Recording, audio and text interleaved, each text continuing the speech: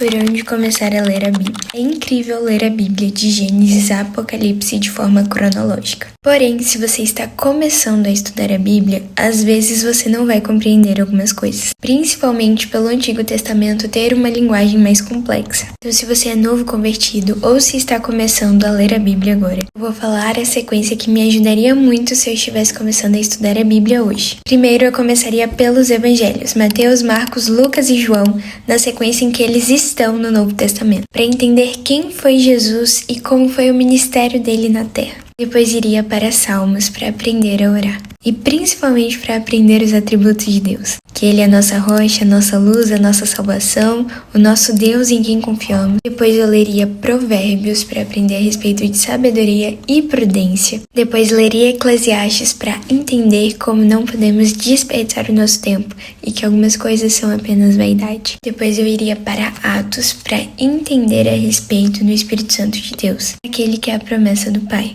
Inclusive é o seu professor na leitura bíblica. E agora entendendo quem é Jesus, quem é o Espírito Santo, como ser sábio, como orar, iniciaria do primeiro livro do Antigo Testamento, que é Gênesis. Então eu leria o Pentateuco, os 5 primeiros livros da Bíblia, escritos por Moisés. E ia seguir na sequência os livros históricos, poéticos, os profetas maiores e os profetas menores, até chegar em Malaquias, que é o último livro do Antigo Testamento. Pois você vai perceber que todo o Antigo Testamento aponta para uma pessoa, Jesus. E aí, depois de entender a respeito do tempo da lei, agora você vai aprender a respeito da graça e justificação pela fé. Concluindo Malaquias, eu te aconselho a ler as cartas, as epístolas do Novo Testamento, começando pelas epístolas paulinas, ou seja, que foram escritas pelo apóstolo Paulo. Ensina sobre a queda, fé, pecado, e depois as cartas universais ou cartas gerais, que são a de Hebreus, de Pedro, João, Tiago e Judas. E agora que você já entendeu como tudo começou,